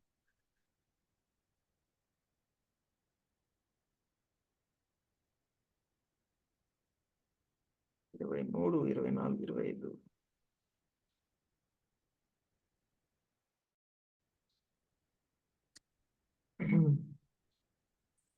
చాలా సంతోషం అండి. చాలా మంది ఈ రోజు నుంచి ఏకాదశి చేసుకోవడానికి వీళ్ళు సంకల్పించారు. సో చైతన్య మహాపురుష్ స్వయంగా ఆయన యొక్క తల్లి గారికి ఏకాదశి వ్రతం చేయమని చెప్పి ఆయన రిక్వెస్ట్ చేశారు. తుకారాం మహారాజ్ కూడా ఏకాదశి వ్రతం గురించి చెప్తారనమాట. శివాజీ మహారాజ్కి ఒక ముఖ్య ఆధ్యాత్మిక సాధన కింద తుకారాం కూడా చెప్తారు. సో ఈ విధంగా ఈరోజు మన యొక్క దక్షిణ భారతదేశంలో తొలి ఏకాదశి అని కూడా దీన్ని అంటూ ఉంటారు. చాలా చాలా ప్రత్యేకమైన రోజు, మొదటి ఏకాదశి. సో ఈ యొక్క ఏకాదశి నుంచి మీ అందరూ కూడా మీ యొక్క ఏకాదశి వ్రతం అనేది కొనసాగుతూ భగవంతుని యొక్క ప్రీత్యర్థం మీరు చేస్తారని, భగవంతుని యొక్క విశేషమైన కృపా కటాక్షాలు మీకు కలుగుతాయని, ఆధ్యాత్మిక మార్గంలో చాలా మంచిగా మీరు ప్రగతి చేయాలని మనం ప్రార్థిస్తున్నాం. హరే కృష్ణ.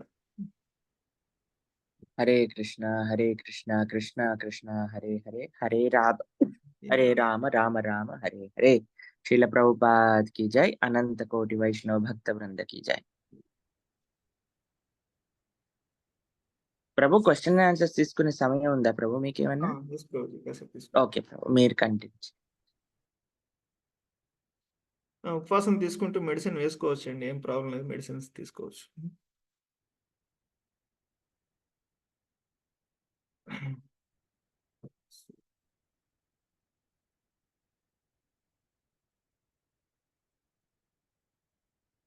భారతి మాతాజీ.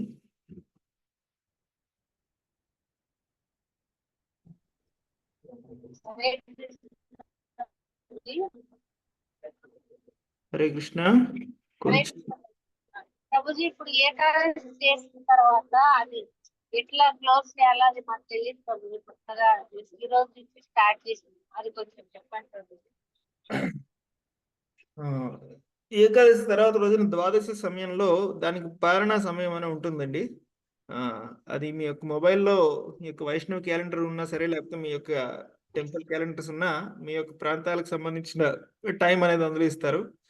ఆ సమయంలో మీరు గ్రైన్స్ తీసుకోవచ్చు, భగవంతుని నివేదన చేసిన ప్రసాదం ఏదైనా సరే తీసుకోవచ్చు. నార్మల్ ప్రసాదం తీసుకోవాలి. రోజు ఏదైతే మనం తీసుకుంటామో ఆ ప్రసాదాన్ని మనం స్వీకరించడం ద్వారా ఏకాదశి విరమణ అవుతుంది. ఏదైతే టైం ఉందో ఆ టైం లోపల మనం చేయాలి, అది ముఖ్యం. హరే కృష్ణ. తర్వాత సుమిత్రారెడ్డి మాతాజీ. హరే కృష్ణ ప్రభుజీ, దండవత్ ప్రణాం. ప్రభుజీ 2 డౌట్స్ ఉన్నాయి ప్రభుజీ. ఒకటి, భగవద్గీతలో అంత్యకాలేచ స్మరణ అనేసి మనం చనిపోయేటప్పుడు భగవంతుణ్ణి స్మరణం చేసుకుంటే అనేసి, మరి అజామిరుడు నారాయణాన్ని పలికినంతనే అతనికి వచ్చినప్పుడు గోలోక ప్రాప్తి వచ్చింది, వైకుంఠంకి వచ్చింది అని అంటారు. మరి భరతమామునికి ఫస్ట్ నుంచి అంతా చేస్తూ లాస్ట్ కి జింకని తలుచుకున్నందుకు లేనప్పుడు ఫస్ట్ చేసిన ప్రాక్టీస్ అంతా ఏమైనట్లు ప్రభు? అక్కడ చాలా డౌట్ ఉంది. అంతే, జస్ట్ మనం ప్రాక్టీస్ చేస్తేనే వస్తున్నప్పుడు ఫస్ట్ అంతా చేసినది మరి లాస్ట్ లో ఎందుకు భగవంతుడు పట్టుకోలేదు? ఫస్ట్ చేసినది వేస్టేనా ఆ ప్రాక్టీస్? మరి అజామిరునికి జస్ట్ లాస్ట్ అతను నారాయణానికి కొడుకు పేరు పిలిచినా గానీ అతనికి అంత ఇచ్చినప్పుడు భరత మహాముని తన లైఫ్ అంతా సాక్రిఫైస్ చేసుకొని అంత చేసి లాస్ట్ మూమెంట్ లో జింక తలుచుకున్నంతలోనే తనది అంతా అయిపోయిందా అనేది చాలా డౌట్ ప్రభు. నాకు అది చాలా అన్యాయం జరిగిపోయింది పాపం భరతమాత. అదే అంటే ఎలా అజామిరునికి అంత కరుణ అవుతుంది, మరి భరత మహాముని అంత రాజ్యం వదులుకొని అంత చేసుకొని అతనికి ఎందుకు లేదు? Last one of the moment కే కదా వదిలినేది. అది ఎందుకు ప్రభు? ఇది ఒకటి మీరు చాలా స్పష్టంగా తెలుసుకోవాలి. ఏమిటంటే అజామిరుడికి నారాయణ అని చెప్పినంత మాత్రాన వైకుంఠం రాలే. ఆ సమయంలో విష్ణుదూతలు వచ్చారు, యమదూతలు వచ్చారు, వాళ్ళిద్దరి మధ్య సంవాదం జరిగింది. సో ఆ తర్వాత అజామిరుడికి ఇంకొక అవకాశం ఇచ్చారు, సెకండ్ ఛాన్స్ ఇచ్చారు. అవునా? అంతేగాని ఆ నారాయణ చెప్పడం వల్ల ఆయన వైకుంఠం పోలే. ఆ టైంలో ఆయన దాన్ని చాలా సీరియస్ గా తీసుకున్నాడు. ఆ యొక్క అవకాశాన్ని ఆయన చాలా గంభీరంగా తీసుకున్నాడు. సర్లే మళ్ళా ఛాన్స్ వచ్చింది కదా అని మళ్ళీ వేషన్ మళ్ళీ పిలిచి సరే కంటిన్యూ చేద్దామని చెప్పి ఆయన ఆమె దగ్గరికి పోలే. సో సో అజామినుడి యొక్క కేసు అనేది చాలా జాగ్రత్తగా అర్థం చేసుకోవాలి. ఆయన మళ్ళీ రిపీట్ చేయలేదు, ఆయన యొక్క తప్పులు ఏదైతే ఉన్నాయో మళ్ళీ అట్లు మళ్ళీ జోలికి పోలేదు అనమాట. సో అది అజామినుడి యొక్క ఇది అనమాట.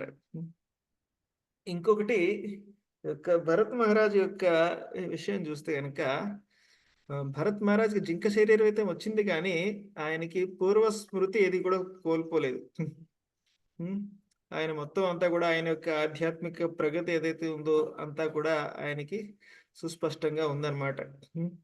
సో ఇప్పుడు చూడండి, ఇప్పుడు ఎవరికైనా మనం బండికి లైసెన్స్ ఇవ్వాలనుకోండి, కొంతవరకు నేర్చుకున్నాడు, ఇంకా కొద్దిగా రావాలి, లైసెన్స్ ఇచ్చేచ్చా?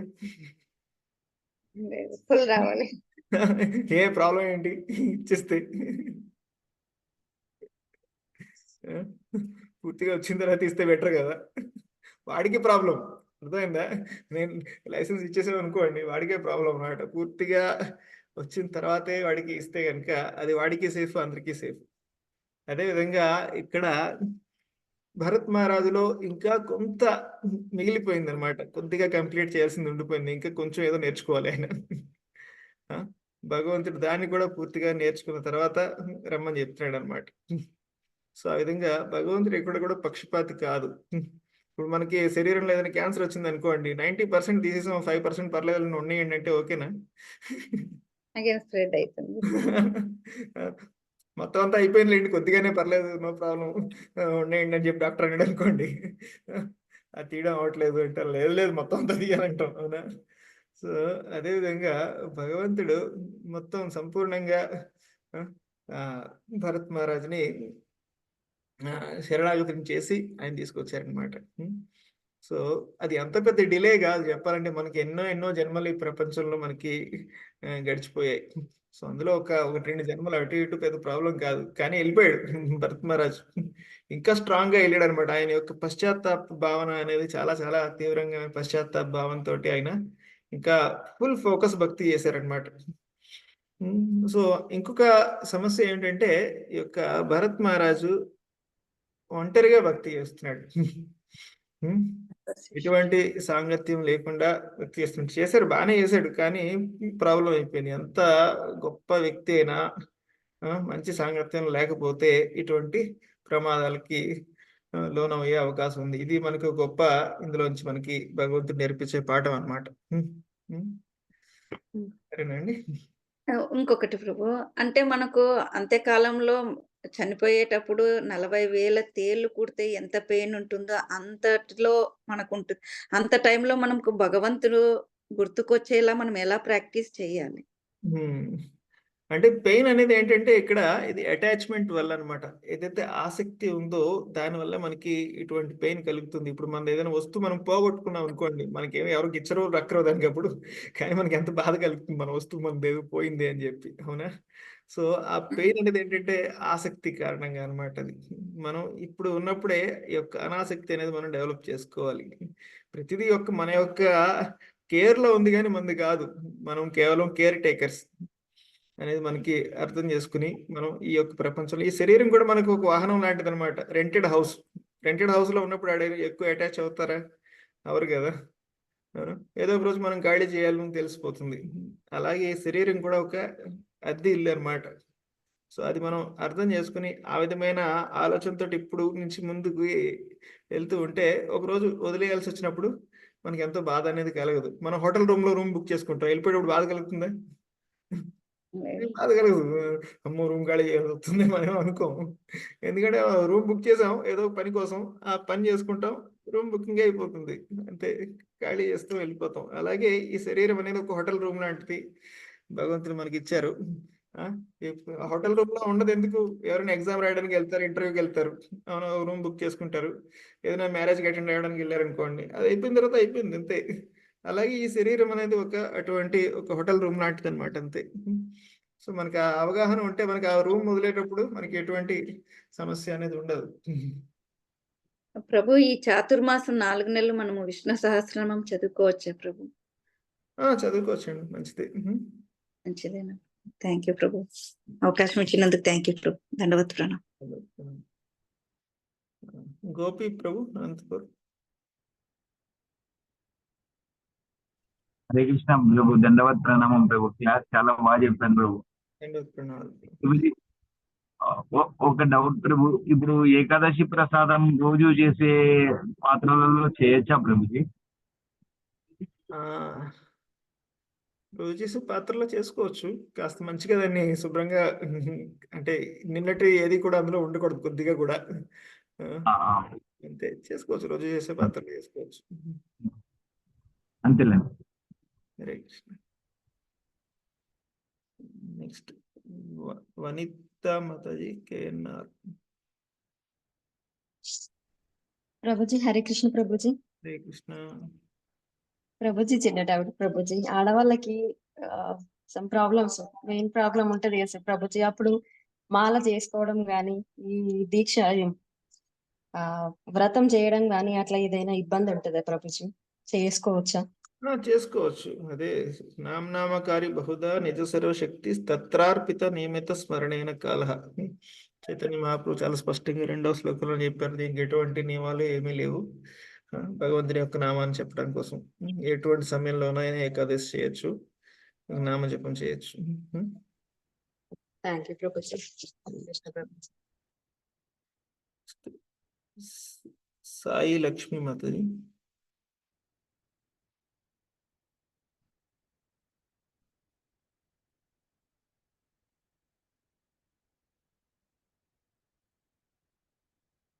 హరే కృష్ణ. సాయి లక్ష్మీ మాతాజీ. నెక్స్ట్ వెళ్దాం. శిరీష మద్నూరు మాతాజీ. హరే కృష్ణ ప్రభుజీ. హరే కృష్ణ. ప్రభుజీ ఒక చిన్న డౌట్ ప్రభుజీ, నేను వచ్చే తొలి ఏకాదశికి విష్ణు సహస్రనామం, అఖండ విష్ణు సహస్రనామం పారాయణం చేసేకి తిరుమలకు వెళ్తున్నా ప్రభుజీ. ద్వాదశి రోజు ఎలా విరమణ చేయాలి ప్రభుజీ? నేను ఇంటికాడ నుంచి బియ్యం తీసుకుపోయి తినొచ్చా ప్రభుజీ? తీసుకెళ్ళచ్చు, మీరు మరమరాలని తీసుకెళ్ళచ్చు, ఏదైనా తీసుకెళ్ళచ్చు. ఓకే, ఏవైనా తీసుకెళ్ళి ఆ టైంలో తీసుకునేస్తే ఆటుకులు కానీ మీకు ఏదైనా తీసుకెళ్ళచ్చు.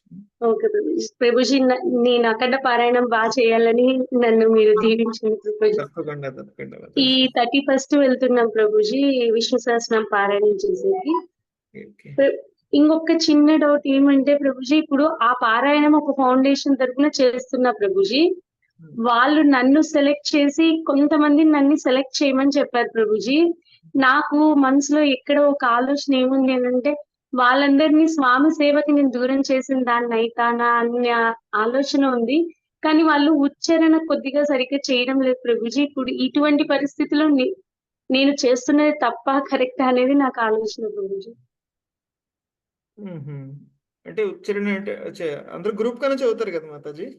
గ్రూప్ గానే చదువుతారు ప్రభుజీ, కానీ అక్కడ ఒక్కొక్కసారి మైక్స్ అంటే ఇప్పుడు సపోజ్ ఇప్పుడు విష్ణు ఉందనుకోండి ప్రభుజీ, వాళ్ళు విష్ణ అని అంటారు, అలాంటిది తప్పు చేస్తారు కదా. అలాంటి వాళ్ళని అంటే ఇప్పుడు తీసుకెళ్ళాం అనుకోండి ప్రభుజీ, ఒకసారి నెక్స్ట్ టైం ఈ ఫౌండేషన్ కి మళ్ళీ ఛాన్స్ అంటే చదవని వాళ్ళని తీసుకెళ్తే ఫౌండేషన్ కి ఛాన్స్ ఇవ్వరు. తర్వాత అక్కడ కూడా వాళ్ళు తీసుకొచ్చి వెళ్ళిపోమంటారండి ప్రభుజీ ఆ రూమ్ లో నుంచి. అలా జరగకూడదని మా అమ్మ అలా చెప్పారు ప్రభుజీ. మళ్ళీ నాకైతే చేశాను ప్రభుజీ, కొంతమందిని ఒక 20 మెంబర్స్ దాకా తీసేశాను. అది తప్ప ఒప్ప అనేది నాకు కొద్దిగా డౌట్ ఉంది ప్రభుజీ. కానీ అది కూడా గురువు గారు చెప్పినందుకే చేశాను ప్రభుజీ, నా సొంతంగా కాదు. ఓకే. మీరు చెప్పండి, అదే ఈ యొక్క నియమాలు దీని ప్రకారం చేస్తున్నాము, ఏమి అనేది భావించద్దు అని చెప్తే ఎవరేమనుకోరు. ఓకే, అంటే నేను చేయడం కరెక్టే కదా ప్రభుజీ, అలా కరెక్టే, తప్పు. కరెక్టే. మీరు మీ యొక్క సర్వీస్ చేస్తున్నారు అంతే. ప్రభుజీ ఇంకొకటి, వెంకటేశ్వర స్వామి కలియుగంలో వచ్చారా ప్రభుజీ, ముందుగానే వచ్చారా? అంటే త్రేతాయుగంలో ఇప్పుడు పాండవ తీర్థం అని ఉంది, తర్వాత త్రేతాయుగానికి సంబంధించిన తీర్థము ఉంది కదా, అంటే స్వామి ఇప్పుడు శ్రీహరి అవతారమే కదా ప్రభుజీ? ఒక వినడం ఏమిటంటే, ఈ వెంకటేశ్వర స్వామి వచ్చింది ఈ కలియుగం కాదట, ఇంతకు ముందు వచ్చిన కలియుగంలో వచ్చారట ఆహా, ఓకే. అనేది మనం విన్నది ఒక చోట. ఎందుకంటే భాగవతంలో కూడా ఉంది, బలరాముడు కూడా స్వయంగా అక్కడికి వెళ్ళారని, తిరుపతి వెంకటేశ్వర స్వామి దర్శనం చేసుకున్నారని మనకి పరమ పూజ్య జయపతాక్ మహారాజ్ ద్వారా విన్నది ఏంటంటే, ఈ స్వామివారు ఈ కలియుగం కాదు, అంతకుముందు కలియుగం నుంచే ఉన్నారని చెప్పారు. అదే ప్రభుజీ, కింద అలివేలు మంగాపురంలో కూడా పార్థసారథి టెంపుల్ ఉంది కదా ప్రభుజీ, అక్కడ కూడా కృష్ణ బలరాములు ఉన్నారు కదా, అదే టెంపుల్ ఫస్ట్ ఉంది, అమ్మవారి టెంపుల్ మళ్ళీ ప్రతిష్ఠించారనేది ఉంది ప్రభుజీ. అంటే ఇప్పుడు ఒక్కటి స్వామి శ్రీహరి అవతారమే కదా ప్రభుజీ? అవును. స్వామి శ్రీహరి అంటే ఇప్పుడు నారాయణుడే కదా అంటే అది. ఇంకొకటి కూడా చెప్తారు ప్రభుజీ, ద్వాపరయుగంలో కృష్ణ పరమాత్ముడు మనకి దూరం అయినందుకు స్వామి అదే అవతారం వెంకటేశ్వర స్వామిగా తీసుకున్నారు అని కూడా అంటారు, అది కూడా నిజమైన ప్రభుజీ?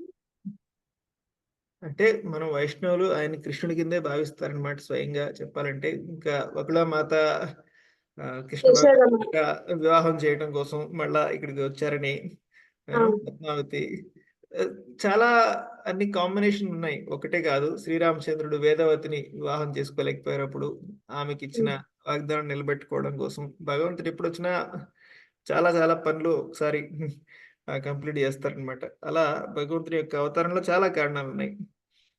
భగవంతుడు రామచంద్రుని యొక్క లీల కూడా ఇందులో ఉంది, కృష్ణ భగవాన్ లీల కూడా ఇందులో ఉంది. అన్ని ఉన్నాయి. లోపల కూడా ఉన్నారు కదా ప్రభుజీ, రుక్మిణి కృష్ణుడు ఉన్నారు, సీతారామచంద్ర ప్రభు మూర్తి ఉంది, ఉగ్ర నరసింహ స్వామి మూర్తి ఉంది ప్రభుజీ. థ్యాంక్స్ ప్రభుజీ, క్లియర్ అయింది ప్రభుజీ. ఎందుకంటే నేను చాలా వెంకటేశ్వర స్వామిని ఎక్కువ ముక్తాను ప్రభుజీ. ఇప్పుడు ఇలా ఇక్కడికి వచ్చాక స్వామిని ప్రార్థన చెయ్యొచ్చా చెయ్యకూడదు అనేది ఒక చిన్న అనుమానం ఉంది.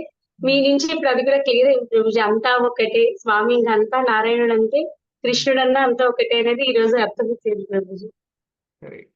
హరే కృష్ణ ప్రభుజీ.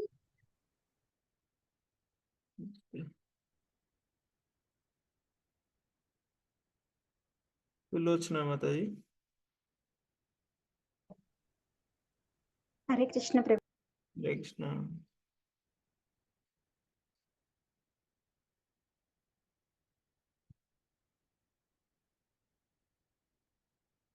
హరే కృష్ణ, చెప్పండి మాతాజీ.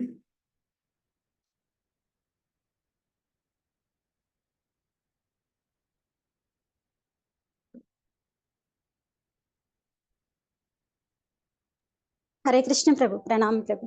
హరే కృష్ణ, ప్రణామం. ప్రభు, అది ఇందాక మీరు ఎగ్జాంపుల్ ఇచ్చారు కదా, అది చాలా నచ్చింది ప్రభు, చాలా బాగుంది ప్రభు. టెక్స్ట్ మెసేజ్ మనం ఫార్వర్డ్ చేసేటప్పుడు ఫస్ట్ మెసేజ్ అలాగే ఉంటుంది, కానీ అలాగే భగవంతుడి రూపం అని చెప్పి. నా ప్రశ్న ఏంటంటే ప్రభు, వేదాలు కూడా ఎక్కువ బ్రహ్మం గురించే తెలియజేస్తున్నాయి అంటారు. అలాగే పరీక్షిత్ మహారాజ్ కి సుఖదేవ్ గోస్వామి చెప్పేటప్పుడు కూడా లాస్ట్ లో ఆయన్ని పరీక్షించడానికి ఆల్ పర్వటెడ్ బ్రహ్మ మీద ధ్యానం పెట్టు అని చెప్పారు అని విన్నాను ప్రభు. అలాగే కురుక్షేత్రంలో కృష్ణ గోపికాస్ని కలిసినప్పుడు కూడా అలాగే ధ్యానం అంటే ఇలా అది ఫుల్ గా కానప్పుడు దాని మీద పెట్టమని ఎందుకు అలా వేదాలు కానీ భగవంతుడు కానీ అలా చెప్పడంలో ఆంతర్యం ఏంటి? ఒకటి సుఖదేవ్ గోస్వామి పరీక్షిత్ మహారాజ్కి కథ చెప్పేటప్పుడు కేవలం పరీక్షిత్ మహారాజ్ మాత్రమే కాదు, అక్కడ ఇంకా ఎంతో మంది ఋషులు ఉన్నారనమాట. చూస్తే కనుక అందులో ఉన్నవాళ్ళు చాలా మంది ఈ యొక్క నిరాకారవాదులు, మాయావాదులు కూడా ఉన్నారు అందులో.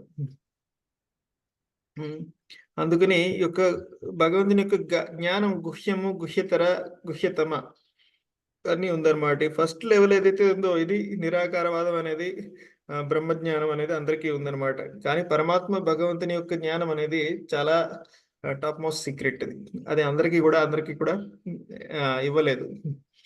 అందుకని ఈ యొక్క అన్ని రకాల ప్రజల్ని కూడా ఎమర్చడం కోసం ఫస్ట్ సుఖదేవ గోస్వామి, ఇప్పుడు మనం కూడా చెప్పాం అనుకోండి, క్లాసు చెప్పేటప్పుడు కొంచెం అందరినీ దృష్టిలో పెట్టుకుని చెప్తాం మనం, కానీ ఒక్క వ్యక్తిని దృష్టిలో పెట్టుకుని చెప్పాం కదా.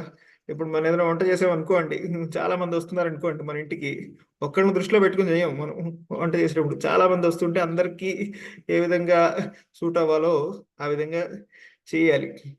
అదేవిధంగా ఇక్కడ సుఖదేవ్ గోస్వామి మెయిన్గా చెప్పేది పరీక్షిత్ మహారాజ్కి అయినా సరే మిగతా వాళ్ళందరూ కూడా దృష్టిలో పెట్టుకుని కొన్ని విషయాలు ఆ విధంగా చెప్పారనమాట. సో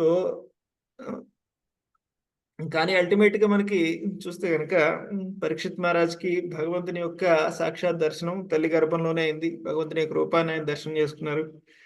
సో ఇంకోటి మీరు చెప్పింది కృష్ణుడు గోపికలకి చెప్పారు అని చెప్పి, కానీ గోపికలకి ఆ ఫిలాసఫీ అసలు నచ్చలేదు.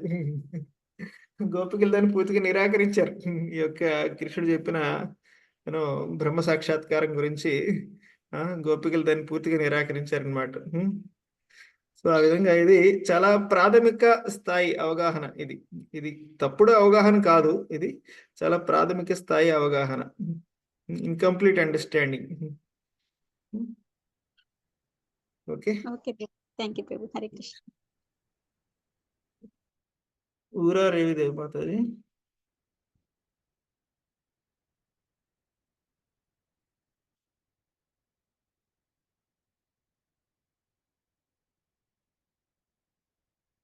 హరే కృష్ణ. అన్మ్యూట్ చేసుకోండి. ఊరా మాతాజీ.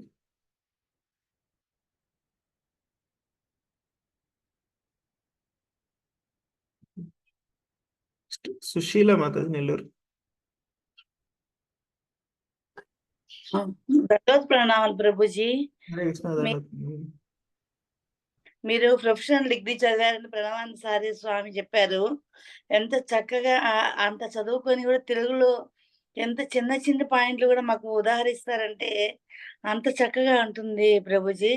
అసలు ఇల్లు గురించి కానీ ఆ నామ రూప గుణం లేనిది ఆ క్వశ్చన్ ఒకటి ఉంది నాకు. అంటే లింగాన్ని చేస్తారు కదా ఆయన, అనుకున్నాను అట్లా అని వాళ్ళేమో అని బాగా ప్రభుజీ.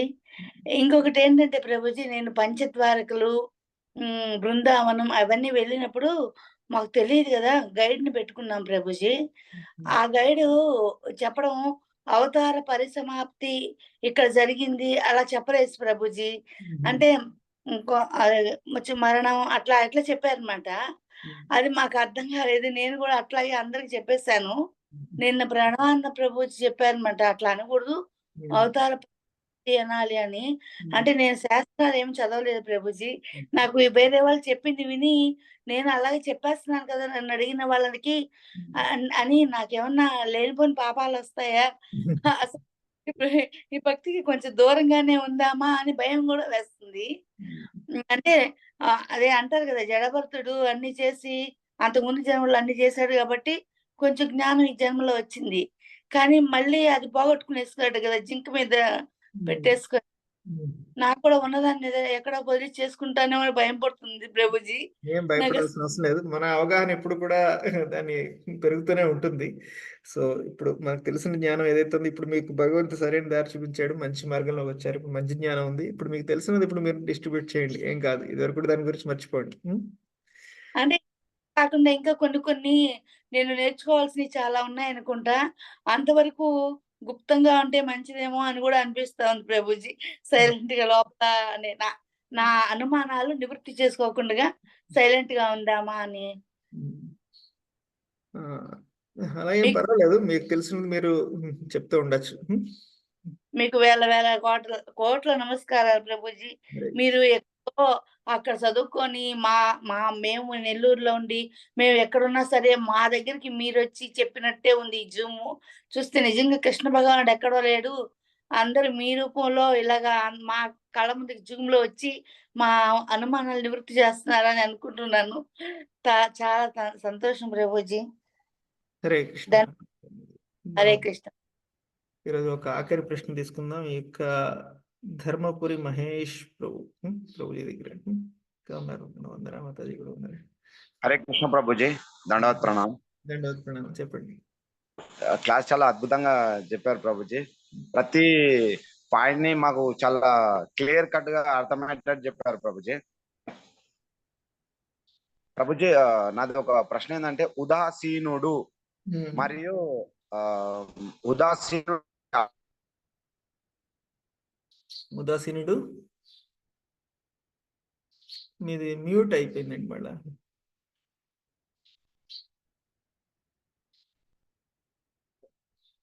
బ్రో మీరు మ్యూట్ అయింది, మళ్ళీ అన్మ్యూట్ చేసుకుని మాట్లాడారు. ప్రభుజీ, వ్యధలు లేనివాడు ఉదాసీనుడు ప్రభుజీ. సో ఉదాసీనంగా ఉండడం అంటే ఏంటంటే ఏమి పట్టనట్టు ఉండడం, ఒక రకంగా చెప్పాలంటే. అవునా, దాన్ని ఉదాసీనం అంటారు చెప్పాలంటే. మనం ప్రతిదాని గురించి ఎక్కువ టెన్షన్ పడుతూ ఉంటే అందులో మనకి ఏదో ఇంట్రెస్ట్ ఉంది కాబట్టి. అవునా, ఇప్పుడు మన వస్తువు ఎవడ తీసుకుంటున్నాడు అనుకోండి, మనం ఉదాసీనంగా ఉండలేం. అమ్మో నా వస్తువు ఎవడ దొంగిలిస్తున్నాడని చెప్పాను టెన్షన్ పడిపోతూ ఉంటాం. నా దగ్గర చాలా ఉన్నాయి అనుకోండి, ఎవడ తీసుకెళ్ళడం మనకేం కాదులేదు, పోతే పని అనుకుంటాం. అవునా, అప్పుడు మనం ఉదాసీనంగా ఉంటాం. సో భగవంతుని యొక్క ఉదాసీనత అనేది ఒకటి చూస్తుంది ఏంటంటే భగవంతుని యొక్క కంప్లీట్నెస్ అనమాట. సో ఆయనకి ఏది కూడా కోల్పోయేది ఏం లేదు చెప్పాలంటే ఈ ప్రపంచంలో. కానీ ఉదాసీనుడు అయినా సరే ఇది కూడా చూడండి, ఇప్పుడు పిల్లవాడు స్కూల్లో వెళ్తాడు, వాడు చదివినా చదవకపోయినా వాడికి మార్కులు వచ్చినా రాకపోయినా టీచర్కి వాళ్ళ జీతం వాళ్ళకి వచ్చేస్తుంది. అవునా, సో ఉదాసీనంగా ఉండొచ్చు కదా. కానీ ఉండబుద్ధి కాదనమాట, అయ్యో వీడు పాడైపోతున్నాడు అని చెప్పి వాడికి ఒక ఫీలింగ్ ఉంటుంది. ఆ విధంగా భగవంతుడు కూడా ఉదాసీనుడే, ఆయనకేం పోదు చెప్పాలంటే. కానీ ఒక భగవంతుడు ఒక ఫీలింగ్ ఉంటుంది అనమాట, అయ్యో వీడు మంచి మార్గంలోకి రావాలి అని చెప్పి. సో భగవంతుడు ఉదాసీనుడే కానీ ఉదాసీనుడు కాదు కూడా. రెండు. వ్యధలు లేనివాడు ప్రభుజీ. వ్యతలు అంటే ఆయనకి ఏం యాంగ్జైటీ ఉంది?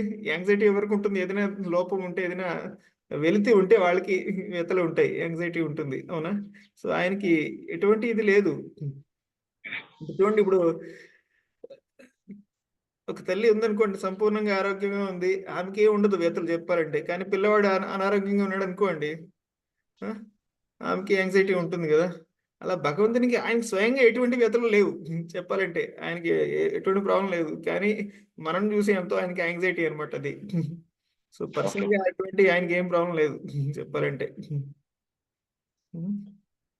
ఇంకోటి ప్రభుజీ, మనం ఏకాదశి రోజు ఆలయంలో వెళ్ళాం అనుకో ప్రభుజీ, అక్కడ మనకు ప్రసాదం ఇస్తే మనం ఏకాదశి ఆ ప్రసాదం తింటే మనం ఏకాదశి పట్ల అపరాధం చేసిన వాళ్ళం అవుతాం.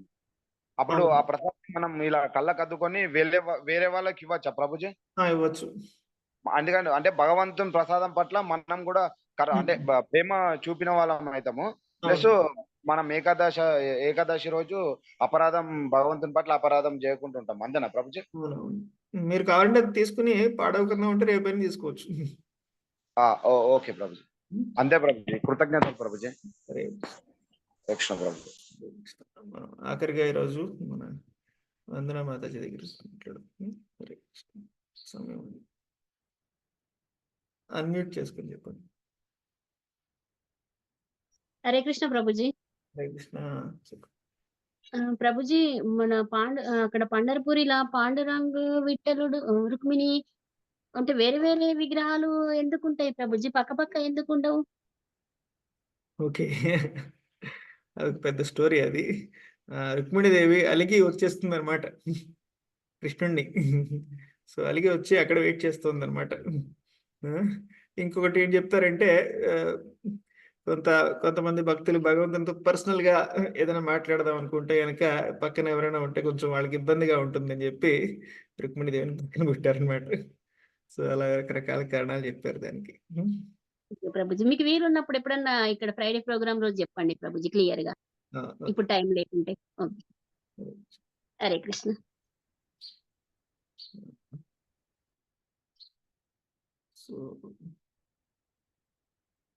సో మనం ఇంక ఈ రోజుకి ఇక్కడికి విరామం తీసుకుందాం. చాలా ప్రశ్నలు ఇంకా ఉన్నాయి, వచ్చే వారం కంటిన్యూ చేద్దాం. హరే కృష్ణ. శ్రీ చైతన్య మహాప్రభుకి జై, శ్రీల ప్రభుపాదకి జై.